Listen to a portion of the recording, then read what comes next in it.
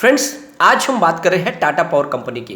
Tata power के share में आने वाले समय में बहुत ही जबरदस्त तेजी आने वाली है। इसके पीछे वजह यह है कि टाटा पावर का कारोबार लगातार बढ़ रहा है, बहुत सारे नए बिजनेस टाइप लगातार हो रहे हैं। यहाँ पे महाराष्ट्र गवर्नमेंट और राजस्थान गवर्नमेंट के साथ में दो बड़े बिजनेस टाइप हुए। कौन से बिजनेस टाइप है और कितना बेनिफिट मिलने वाला है टाटा पावर को जानने की कोशिश करेंगे इस वीडियो के माध्यम से। क्या इस समय में टाटा पावर में निवेश करना चाहिए? अगर आप देखोगे पिछले दिनों तो स्टॉक ने काफ़ी ज़्यादा लोगों को मालामाल किया है। पिछले 2 साल में जिसने भी इन्वेस्टमेंट किया होगा उसको बम्पर रिटर्न मिला, लेकिन ऊपर के लेवल से काफ़ी करेक्ट भी हो गया। और इसके पीछे सबसे बड़ी वजह है बाजार में भयंकर गिरावट, लगातार गिरावट जारी है। और इस गिरावट के पीछे वजह है एफआई बाजार से लगातार पैसे निकाल रहे हैं और इस वजह से बाजार संभल नहीं रहा है। लेकिन हमारे बड़े फंड हाउस लगातार खरीदारी कर रहे हैं और यहाँ पे टाटा पावर में भी बहुत ही अच्छी खरीदारी हो रही है। जो शेयर होल्डिंग पैटर्न है वो ये इशारा कर रहा है कि यहाँ पे बड़े फंड हाउस की काफ़ी अच्छी खरीदारी है, साथ में बड़े बड़े म्यूचुअल फंड भी इन्वेस्टमेंट करें। तो क्या इस समय में टाटा पावर में निवेश करना चाहिए? क्या रह सकता है आने वाले समय में टारगेट? सारी बातों को जानेंगे इस वीडियो के माध्यम से।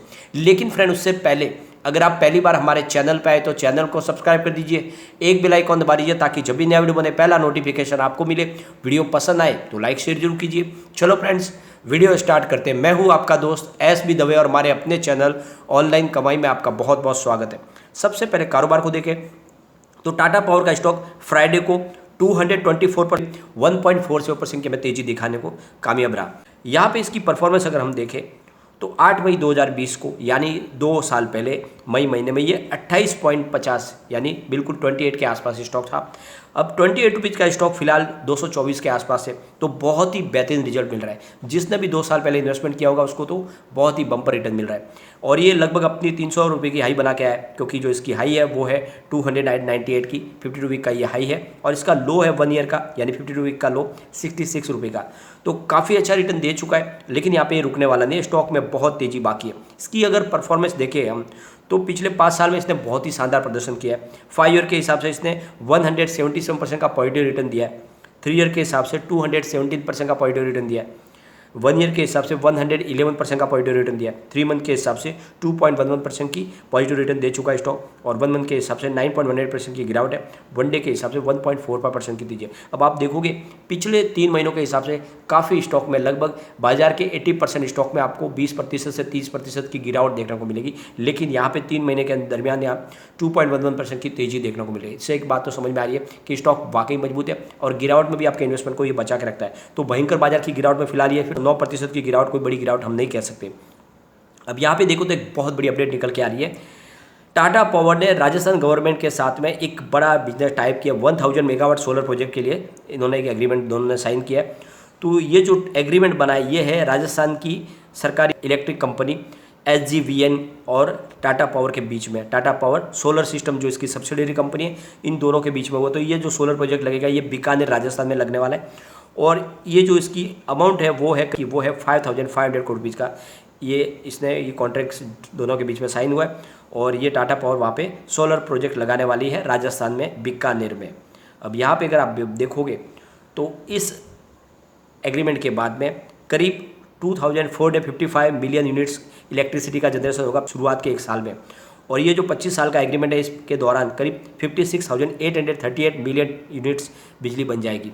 अब यहाँ सबसे बड़ा जो बेनिफिट होने वाला है करीब 27,85,077 टन्स जो वातावरण में जो कार्बन का जो उत्कर्षण होता है वो कम हो जाएगा। यानी लगभग इतनी 25 ये साल के अंदर अंदर आप देखोगे तो ये करीब 27,85,077 टन्स का जो भी कार्बन का जो पोल्यूशन फैलने वाला था वातावरण में वो रुक जाएगा। तो ये बहुत बड़ा एक प्रोजेक्ट है और वातावरण के लिए और हमारी प्रकृति के लिए भी ये बहुत ही अच्छा एक डिसीजन लिया गया दोनों गवर्नमेंट की, राजस्थान गवर्नमेंट और साथ में टाटा पावर की तरफ से। और इसका बहुत सारा फायदा होने वाला है टाटा पावर को भी।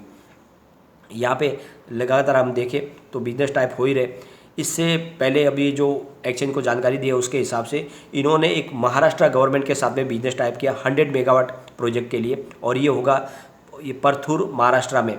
तो यहाँ पे अगर आप देखोगे तो ये 100 मेगावाट का एक प्रोजेक्ट है और ये दोनों के बीच में साइन हो चुका है।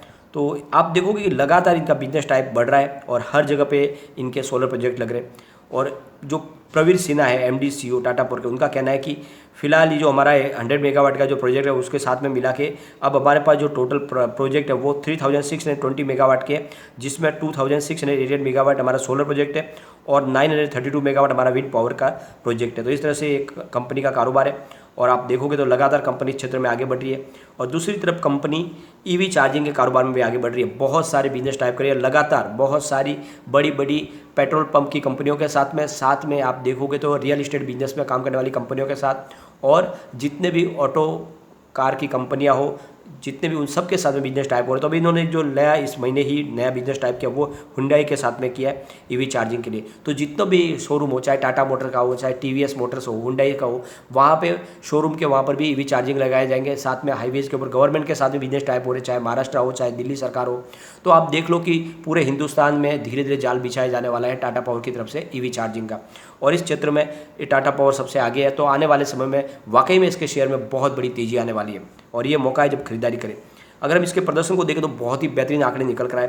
Q4 में कंपनी ने टोटल इनकम 12,219 करोड़ रुपये की बताई है, जो 10.90% ज़्यादा है पिछले क्वार्टर से। पिछले क्वार्टर में इनकी टोटल इनकम Q2 में टोटल 11,018 करोड़ रुपये थी और 19.53% ज़्यादा है पिछले साल सेम क्वार्टर से। पिछले साल सेम क्वार्टर में इनकी टोटल इनकम 10,222 करोड़ रुपये थी और कंपनी ने net profit after tax 507.19 crore रुपये का बताया। तो बहुत ही बेहतरीन रिजल्ट पेश किया कंपनी ने। और यहाँ पे अगर आप देखोगे तो मार्च क्वार्टर भी बहुत ही बेहतरीन था, आंकड़े सारे पॉजिटिव थे। सबसे अच्छी बात यह है कि कंपनी लगातार आपको डिविडेंड भी दे रही है। तो इस बार भी इन्होंने Q4 के लिए डिविडेंड डिक्लेयर कर दिया है। आपको 175% का डिविडेंड मिलेगा, यानी पर शेयर आपको 1.75% डिविडेंड मिलने वाला है। यहाँ पे अगर आप देखोगे तो इन्होंने इसकी जो अनाउंसमेंट डेट रखी है वो 6/5/2022 की है और इसकी एक्स डेट है 16/6/2022। तो 16/6/2022 के पहले अगर आप शेयर खरीदोगे तो बिल्कुल आपको डिविडेंड मिल जाएगा। इससे पहले इन्होंने 2021 में भी आपको डिविडेंड दिया था और उसके पहले 2020 में भी डिविडेंड दिया, फिर 2019 में, फिर 2018 में। आप देखोगे तो लगातार कंपनी आपको ईयर एंड में यानी Q4 पे लगातार डिविडेंड देती रहती है कंपनी। तो डिविडेंड देने वाली ये बहुत ही मजबूत कंपनी है और टाटा ग्रुप की एक बहुत ही बड़ी मजबूत कंपनी है। इसमें आपको इन्वेस्टमेंट करना चाहिए। वाकई में आने वाले समय आपको निवेश में कई गुना शानदार रिटर्न मिल सकता है। यहाँ पे अगर हम इसके शेयर होल्डिंग पैटर्न को डिस्कस करें तो प्रमोटर की होल्डिंग 46.86% है, जो 3 क्वार्टर से कंटिन्यूज बनी हुई है। तो गिरवी शेयरों की बात करें तो 1.40 है, जो बहुत ही मामूली सी अमाउंट है, कोई बड़ी संख्या नहीं है, परसेंटेज 1% के आसपास है। तो ये 3 क्वार्टर से बनी हुई है। बात अगर एफआई की करें तो 11.06% की होल्डिंग सितंबर में थी, उसको घटा के 10.84 किया दिसंबर में, फिलहाल 10.82% की होल्डिंग है। तो मामूली सी होल्डिंग एफआई की घटी है, लेकिन आपको ये ध्यान रखना है कि पिछले 6 महीने से एफआई ने बहुत सारे शेयरों से अपनी होल्डिंग को बहुत ज़्यादा कम कर लिया है। उसके बावजूद भी यहाँ पे होल्डिंग एफआई की अच्छी खासी बनी हुई है।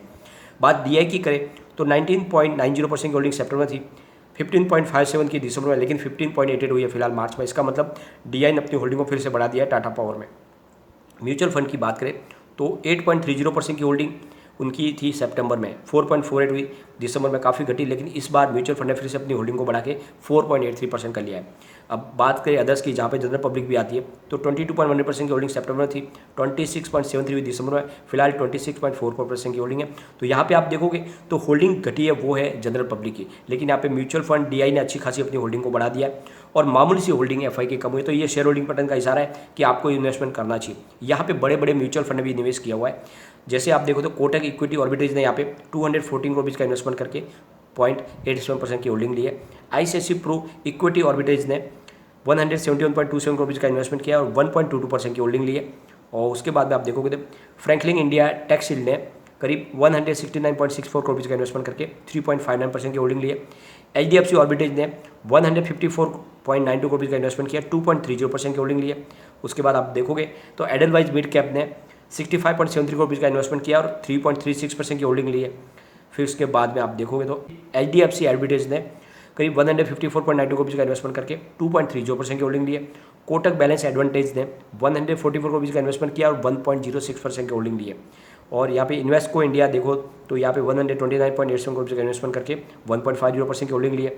एल&टी इंडिया वैल्यू ने 110 करोड़ का इन्वेस्टमेंट किया और 1.44% की होल्डिंग ली है। टाटा ऑर्बिटेज फंड ने 109.85 करोड़ का इन्वेस्टमेंट करके 1.09% की होल्डिंग ली है। तो आप देख लो बड़े बड़े म्यूचुअल फंड ने यहाँ पे इन्वेस्टमेंट किया हुआ है। सिर्फ आपको इसको 3 साल के लिए होल्ड करना है, ये आपको डेफिनेटली 1000 का टारगेट दिखा सकता है। 2 साल से 3 साल के नजरिए पे ही इसको 1000 का टारगेट आपको देखने को मिल सकता है। अब यहाँ पे इसके पिवट लेवल को एक बार चेक कर लेते हैं तो यहाँ से फिर गिरावट होती है, तो 222 का फर्स्ट सपोर्ट है, ये सपोर्ट टूटा तो 220 तक स्टॉक जा सकता है।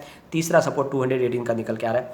पॉजिटिव माहौल बना तो 226 का फर्स्ट रेजिस्टेंस है, इसको ब्रेक किया तो फिर 228 तक स्टॉक जाएगा और ऊपर गया तो फिर 230 तक जा सकता है। तो आप ये देखोगे आंकड़ों के हिसाब से कि स्टॉक काफ़ी स्टेबल हो चुका है, बड़ी गिरावट और बड़ी तेजी की संभावना फिलहाल नहीं है, पर इस समय खरीदारी का मौका है, थोड़ा थोड़ा इन्वेस्टमेंट जरूर करें। ये स्टॉक वाकई मल्टीबैगर बनने वाला है, आने वाले समय आपको मालामाल कर देगा, क्योंकि आप देखोगे तो लगातार इलेक्ट्रिसिटी कंजम्पशन बढ़ रहा है और इस वजह से जो इनका मेन बिजनेस है पावर डिस्ट्रीब्यूशन का कारोबार है उसमें भी बहुत सारा बेनिफिट मिलने वाला है, क्योंकि इलेक्ट्रिसिटी कंजम्पशन बढ़ रहा है तो सीधा इनके रेवेन्यू में बढ़ोतरी होगी। आने वाले समय जो रिजल्ट है वो और भी शानदार हो सकता है Q1 का, तो निवेश बनाए रखें। लेकिन फ्रेंड, कोई भी इन्वेस्टमेंट करने से पहले अपने फाइनेंशियल एडवाइजर से बात भी ले लें या अपना खुद का रिसर्च करें, क्योंकि मैंने वीडियो आपके एजुकेशनल पर्पज़ के लिए ही बनाया। वीडियो पसंद आए तो लाइक शेयर जरूर कीजिए और चैनल को सब्सक्राइब कर दीजिए। Thank you.